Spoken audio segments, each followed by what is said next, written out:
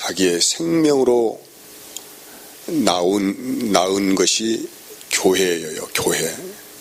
그래서 교회를 뭐라고 정의합니까? 에베소서는 그리스도의 몸이다 이렇게 말씀을 해요.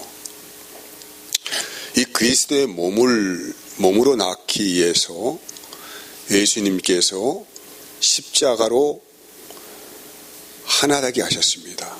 과거에는 이방인과 유대인이 서로 적대관계, 원수관계에 있었던 것이죠. 근데 하나님께서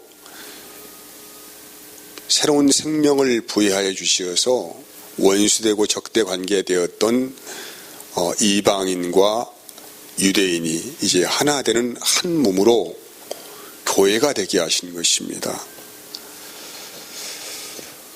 이것이 하나님께서 창세 전에, 만세 전에 예정하신 비밀의 역사예요. 도저히 만날 수 없는, 다리를 건널 수 없는 사람들이 모든 담장을 다 물어버렸습니다. 어디 안에서? 그리스도 안에서 담장을 다 물어버렸어요. 그래서 이제 본문의 에베소서는 교회를 세우는 원천, 그 생명이 무엇인가에 대해서 우리에게 계속적으로 말씀을 하고 있습니다. 네, 본문은 이제 쭉 4장의 에베소 4장 읽어보면은 성령 안에서 하나 되게 하신 것을 힘써 지켜나가야 된다. 예수님께서 자기 몸으로 모든 막혀있는 담장을 헐어버리시고 성령 안에서 하나 되게 하셨어요. 이 하나 되게 하신 것을 잃어버리지 말고 잘 지켜나가야 된다라고 당부를 하고 있어요. 잘 지켜나가기 위해서는 반드시 새 사람을 입어야 한다는 것입니다. 22절부터 보면은 너희는 유혹의 욕심을 따라 썩어져가는 구습을 따르는 옛사람을 벗어버리고 오직 너희의 심령이 새롭게 되어 하나님을 따라 의와 진리의 거룩함으로 지으심을 받은 새 사람을 입으라고 해요. 심령이 새롭게 되지 못하면은 사람은 하나가 될 수 없어요. 과거에 우리는 우리의 원초적인 모습 가지고는 적대관계고 원수관으로 지낼 뿐입니다. 이면적으로만, 외면적으로만 만나는 관계를 청산해라 이 말이죠. 너희의 심령이 새롭게 되어야 한다. 이걸 거듭나야 한다. 거듭나야 하는 것은 뭘로 되는 것입니까? 사람의 마음으로 되는 것이 아니고 반드시 성령의 역사 안에 이루어진 일이다라고 말씀하는 거예요. 제가 신앙생활을 처음 시작했을 때에 만나는 사람들마다 물어보는 게 있어요. 너 담배 끊었냐? 술 끊었냐? 이 말이죠.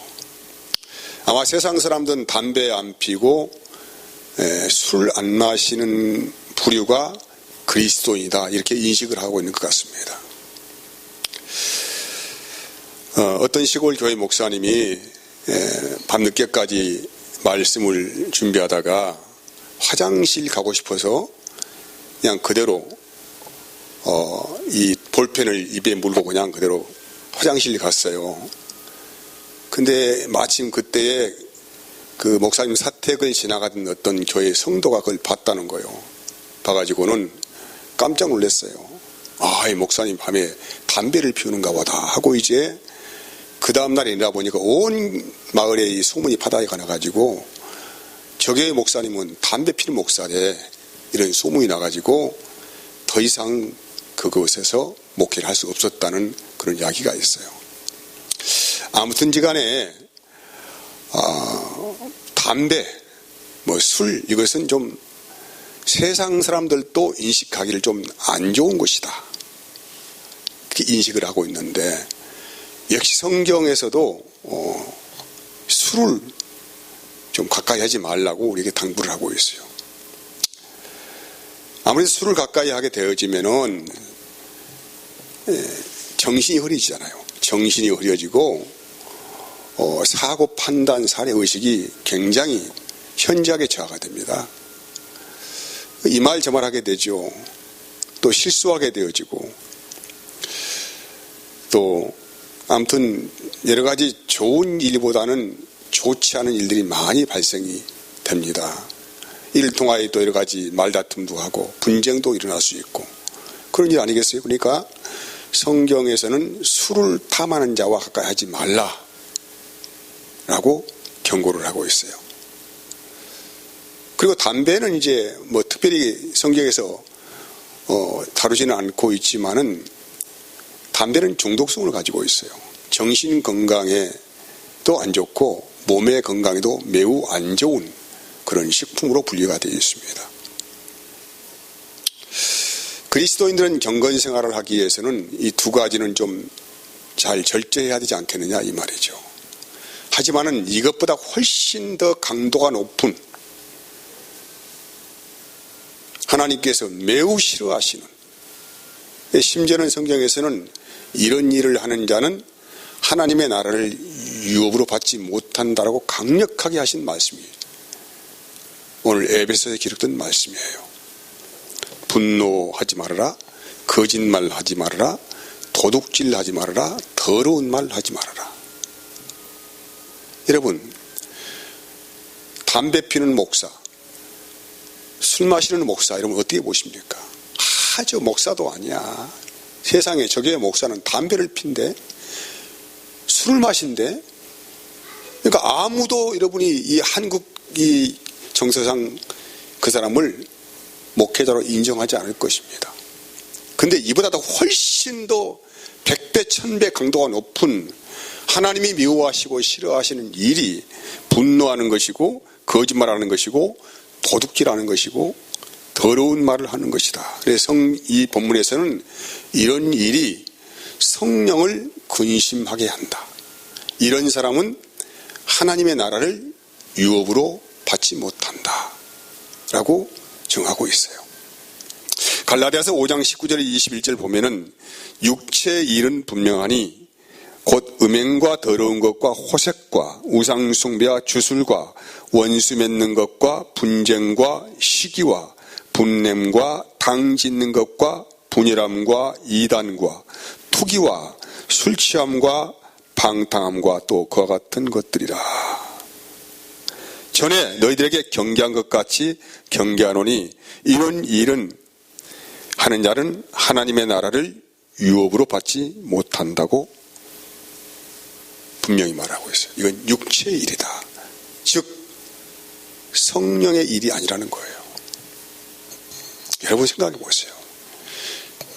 늘상 기도하고 성경 보고 뭐 이런 사람이 더러운 말을 하고 더러운 짓을 하고 쉽게 분노하고 사람을 비방하고 속이고 도둑질하고 한다면 과연 여러분은 이런 사람을 경건한 사람에게 이야기할 수가 있겠습니까? 외형적으로는 늘상 성경 보고 늘상 기도하는 사람인데 삶에서는 전혀 그렇지 않아.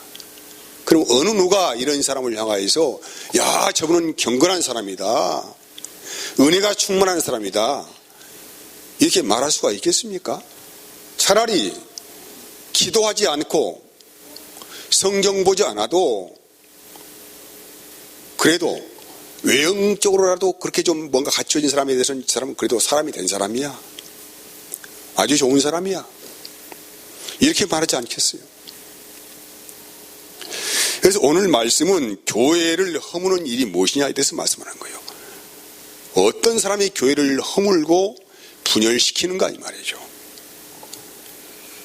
31절 너희는 모든 악독과 노함과 분냄과 떠드는 것과 비방하는 것을 모든 악의와 함께 버려라. 32절은 서로 친절하게 하고 불쌍히 여기며 서로 용서하기를 하나님이 그리스도 안에서 너희를 용서하신 것 같이 하라. 저는 이것을 교회의 영성이라고 합니다. 영성. 여러분이 영성이라는 말을 자주 좀 하기도 하잖아요. 그 영성이라는 말의 의미가 몇 가지 단어로 이렇게 정의를 하고 있는데 영성은 인간의 내적인 자원의 총체다. 또 영성은 신체, 영혼, 마음을 통합하는 에너지다. 영성은 고귀하고 높고 선한 것을 추구하는 삶의 실제다. 영성은 신성의 영역과 연결되는 합일이다. 이렇게 여러 가지로 정의를 하고 있어요. 여러분이 기도하는 목적이 무엇입니까? 기도하는 목적은 유일하게 영성을 추구하며 살기 위해서 기도하는 거 아니겠습니까? 다시 말한다면은 내 자아를 초월하여서 어떠한 신적인 에너지의 충만으로 나가기 위해서. 그 신적인 에너지가 무엇입니까? 하나님의 영이죠. 그 영의 충만함을 입고 살기 위해서 내가 기도하는 거예요. 이걸 좀 말씀을 좀 더 섬세하게 분류를 해보면은 성령을 받기 전 나의 모습, 원래 나의 자아의 모습은 어떤 모습이었어요? 악독하고 쉽게 분노하고 떠들고 비방하는 사람이었어요. 이게 내 원자의 원자. 이 원자의 모습에서 너희가 새 사람을 입었다고 하면은 두 번째가 초월자가 나오는데 이걸 성령을 입은 사람이라고 해요. 새 사람이 되었다. 이런 사람은 서로 친절하게 하며 불쌍히 여기고 서로 용서하기를 하나님이 그리스도 안에서 너희를 용서하심과 같이 하라고 해요. 최고의 영적 정지. 하나님의 영의 깊은 곳으로 들어가는 것. 예수님께서 십자가 지시기 전에 하신 기도를 잘 생각해 보세요. 나의 뜻대로 하지 마옵시고 아버지의 뜻대로 하시옵소서. 그 기도의 응답 안에서 주님은 자기의 목숨을 버리신 일로 십자가로 올라가십니다. 왜 그리 하셨습니까? 죄인된 인생들을 불쌍히 여겨서 하나님의 나라를 인도하시기 위해서 구원하시기로 마음을 정하셨기 때문에 그 일을 하셨어요. 이것이 영적인 최고의 높은 경지라고 말을 해요. 죄인된 사람을 용서할 수 있는 하나님의 가슴을 우리에게 주시기 위해서 하신 일이에요. 이런 은혜가 우리의 심령 안에 새롭게 입혀진다고 한다면 이 세상의 원수가 어디가 있겠습니까? 이 세상의 불협화음이 어디가 있겠습니까? 이 세상의 어떤 경계가 어디가 있겠습니까? 모든 것이 다 무너지는 거예요, 이제.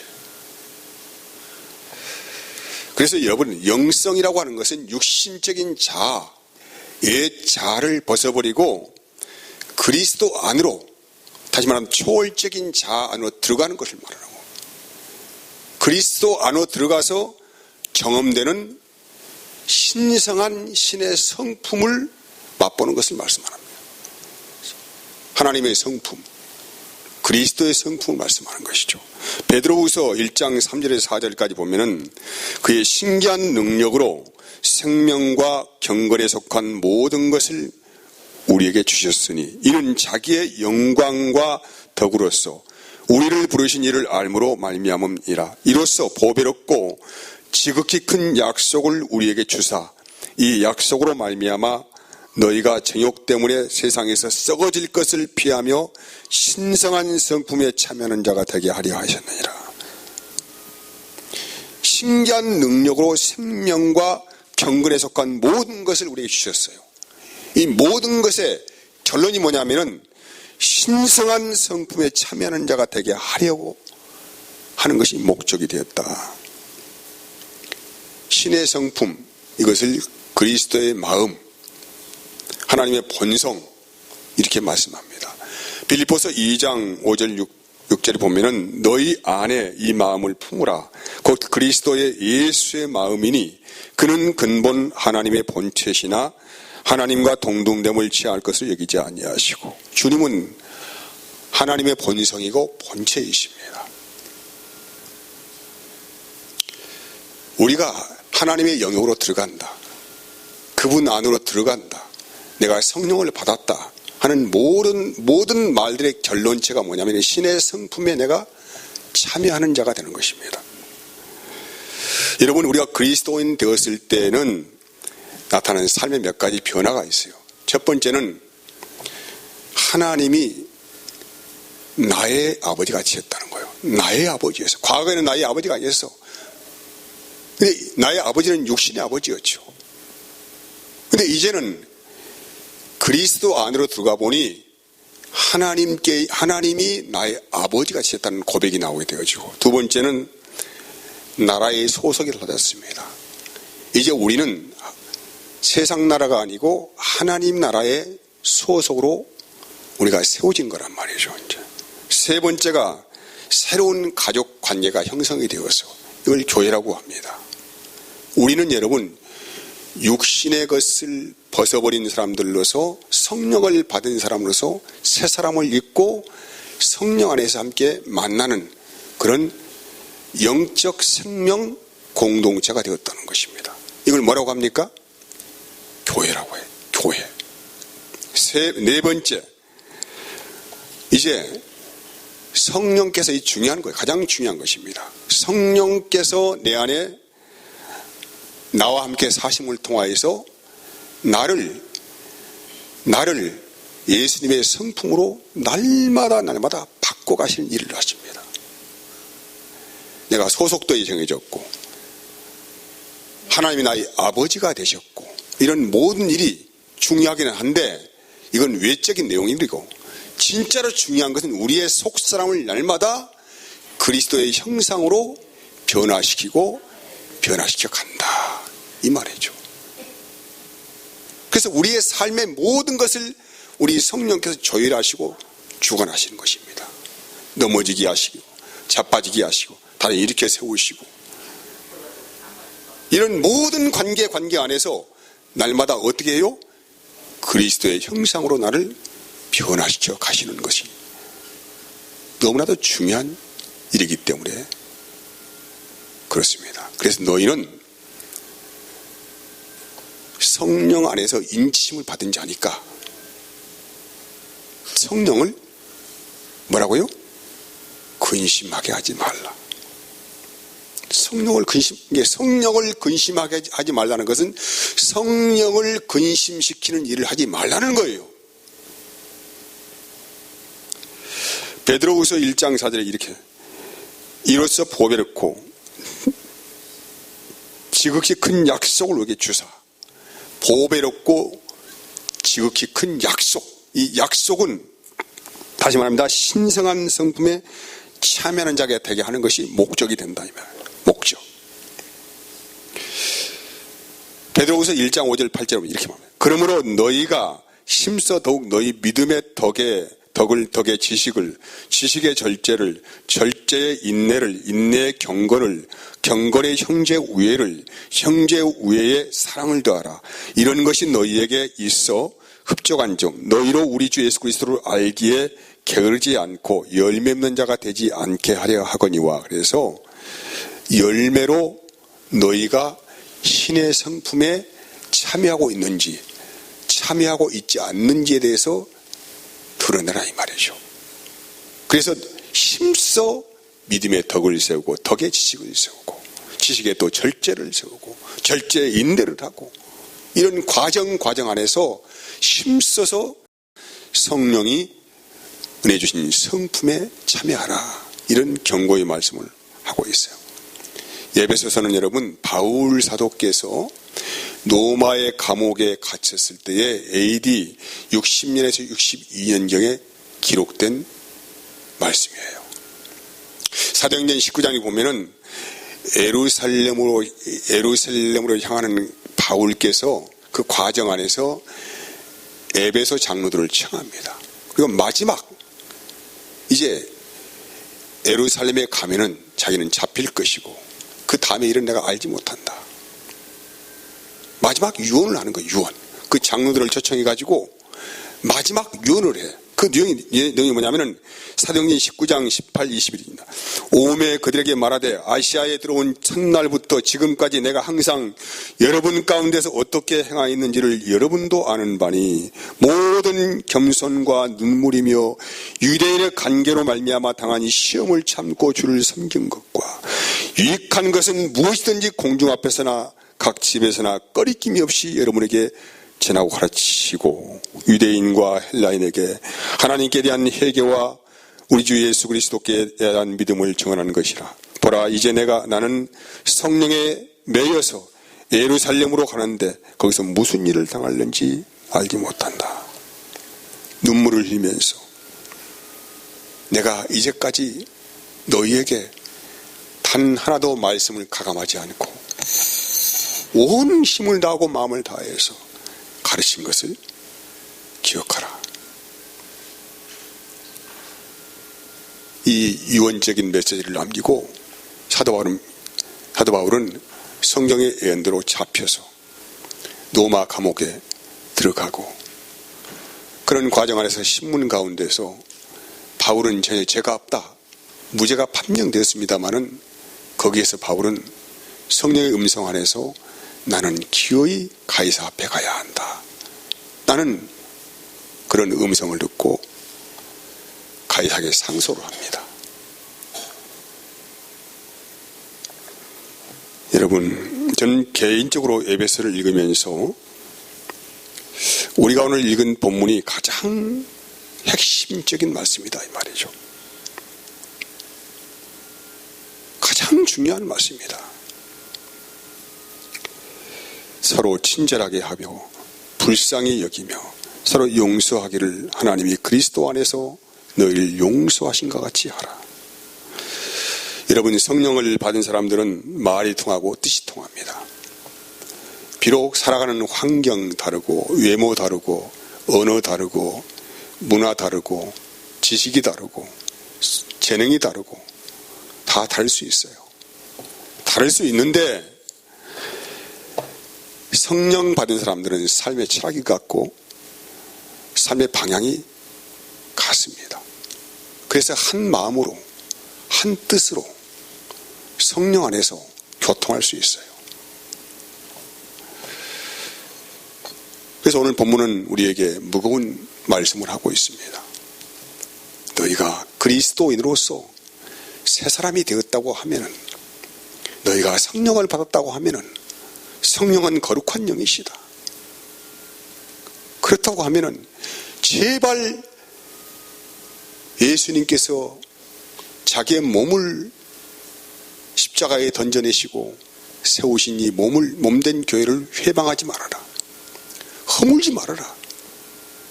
그러기 위해서는 서로가 친절하게 대하고 서로 불쌍히 여기고 서로 용서하기를 하나님이 그리스도 안에서 우리를 용서하신 것 같이 하라. 이 말씀을 우리에게 당부하고 있습니다. 여러분, 교회는 하나님이 직접 생명으로 낳은 이 땅의 생명 공동체예요. 서로 다른 인격이 만납니다. 서로 다른 생각과 마음을 가진 사람이 만납니다. 그런데 그들이 성령 받고 나서는 이제는 자기의 마음으로 살지 아니하고 성령으로 살기로 고백을 한 사람들이라고 하면은 이제는 그리스도 안에서 참된 교제가 일어나야 한다는 것이죠. 그래서 여러분, 교회는 천국이에요. 이 땅에 세우신 천국입니다. 누굴 통하여서 천국을 볼 수가 있습니까?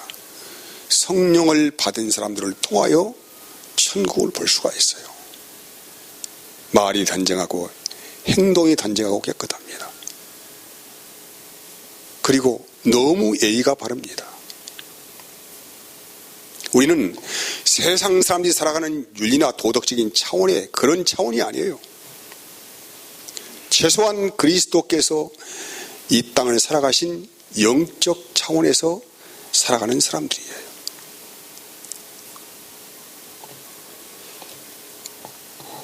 그래서 우리는 진실합니다. 상대에 대해서 무례하게 행하지 않습니다. 쉽게 분내지 않습니다. 더러운 말하지 않습니다. 거짓말하지 않습니다. 이것이 주님을 그 마음에 품고 살아가는 교회의 영성이에요. 영성. 신의 성품으로 들어가는 것입니다. 내 자아에서 육신의 것을 벗어버리고 신의 성품으로 깊은 곳에 들어가서 그분과 함께 살아가고 같이 호흡을 하는 영적 생명을 우리가 누리고 살아가는 그런 영성을 추구하는 사람으로 하나님 우리를 세우셨습니다. 이렇게만 되어지면은 가장 큰 은혜를 받는 사람이 본인 자신이에요. 삶이 깨끗해지고 단정해지고 은혜가 충만하고 말이 은혜롭고 행함이 의도롭고 삶이 경건해집니다. 이런 사람을 정말 사람이 기도하는 사람이네. 저 사람 말씀이 충만한 사람이네. 저 사람 은혜가 충만한 사람이네. 주님이 오늘 교회를 세우시기 위해서 제발 교회에 허물지 말아라. 교회가 무엇이냐? 주의 몸이다. 그리고 교회의 몸은 그리스도다. 이 말씀을 하고 있습니다. 기도하겠습니다. 하나님 감사합니다.